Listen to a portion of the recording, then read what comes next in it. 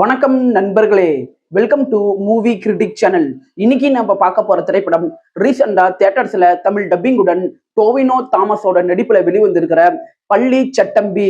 1950கள்ல கேரள பின்னணிய மையமா வச்சு வெளிவந்த இந்த படம் எப்படி இருக்கு அப்படிங்கிறத இந்த ரிவ்யூல தெரிஞ்சுக்கலாம். ஸ்கிப் பண்ணாம பாருங்க. படத்தோட கதை அப்படின்னு பார்த்தா 1958ல கேரளா மற்றும் கர்நாடகா எல்லையில சர்ச்சு மற்றும் கம்யூனிஸ்ட் அமைப்புகளுக்கு இடையே பெரிய மோதல் நடந்துகிட்டு இருக்குது. அப்ப சர்ச்சை பாதுகாக்க ஒரு வீரன் வேணும் அப்படின்ட்டுன்னு சர்ச் ஆட்கள் ஒரு வீரனை தேட போறாங்க. அப்பதான் அவங்களுக்கு டோவினோ தாமஸ் கிடைக்கிறாரு. போத்தன் கிறிஸ்டோபர் அப்படிங்கிற ஒரு பொய்யான பெயர்ல அவரு சர்ச்சு பாதுகாவலரா வந்து சேர்றாரு.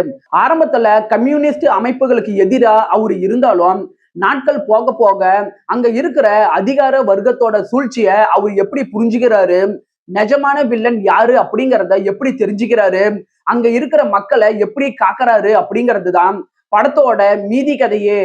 படத்தோட பாசிட்டிவ்னு பாத்தீங்கன்னா, படத்துல டோவினோ தாமஸோட அந்த பிசிக்கல் எக்ஸ்போர்ட் ஆகட்டும், கிறிஸ்டோபர் கதாபாத்திரத்துக்கு அவர் காட்டுற ஸ்டைல் ஆகட்டும், இதெல்லாம் நல்லாவே இருக்குது. அவரோட இன்டென்ஸ் பர்ஃபார்மன்ஸ் இந்த படத்துல மிரட்டலா இருக்குது. படத்தோட செகண்ட் ஹாஃப்குள்ள நீங்க வந்ததுக்கு அப்புறம் பட்டேலர் குஞ்சப்பூ நம்பியார் அப்படிங்கிற கதாபாத்திரத்துல பிருத்திவிராஜ் சுகுமாரன் மிரட்டலான ஒரு நடிப்பை கொடுத்திருக்கிறாரு. அவரு வரக்கூடிய காட்சிகள் தியேட்டர்ல விசில் பறக்குது. இந்த படம் 1950ல இருக்கிற மாதிரி தான் கொண்டுட்டு வரப்பட்டிருக்குது. சோ படத்தோட ஆர்ட் ஒர்க் பிரமாதமா இருக்குது. படத்துல வர உடை அமைப்புகளாகட்டும், செட் ஒர்க் ஆகட்டும், இதெல்லாம் 1950 காலகட்டத்தை நம்ம கண்ணு முன்னாடி நல்லாவே கொண்டுட்டு வருது. ஜேக்ஸ் பிஜாயோட பின்னணி இசை படத்துல வர சாதாரண காட்சிகளை கூட நல்லா எலிவேட் பண்ணி கொடுக்குது. படத்தோட ஆக்ஷன் கோரியோகிராபிக் நல்ல சாலிடா இருக்குது. குறிப்பா சொல்லணும்னா படத்தோட கிளைமேக்ஸ் காட்சிகள் படத்துல ஜாதி மதத்தை கடந்து மனிதர்கள் ஒற்றுமையா இருக்கணும் அப்படிங்கிற ஒரு நல்ல கருத்தை இந்த படம் முன் வைக்குது. படத்தோட குறைகள் அப்படின்னு பாத்தீங்கன்னா, இந்த படத்தோட முதல் பாதி பொறுமையா தான் மூவ் ஆகுது.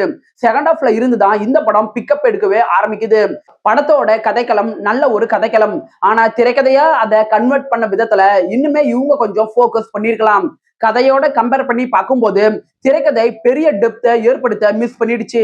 படத்துல பிருத்திவிராஜ் மெயின் வில்லனாவே இருந்தாலும் படத்துல ஹீரோ வில்லனுக்கு இடையேயான கிளாஷான காட்சிகள் பெருசா இல்லாம போயிடுச்சு. ஓவராலா இந்த படம் உங்க டைமுக்கு ஒர்த்தான ஒரு சூப்பரான படம் தான். இந்த படம் 10க்கு 6.7 ரேட்டிங் கொடுக்கலாம். விருப்பப்படுறவங்க பாருங்க, தமிழ் டப்பிங்லயே இருக்கு. என்னுடைய ரிவ்யூ உங்களுக்கு பிடிச்சதுன்னா மறக்காம லைக் பண்ணி சப்ஸ்கிரைப் பண்ணுங்க. வேற ஏதாவது படத்தோட ரிவ்யூ வேணும்னா அந்த படத்தோட பெயரை கமெண்ட்ல பதிவிடுங்க. நாம வேற ஒரு வீடியோல சந்திக்கலாம். அது வரைக்கும் நன்றி, வணக்கம்.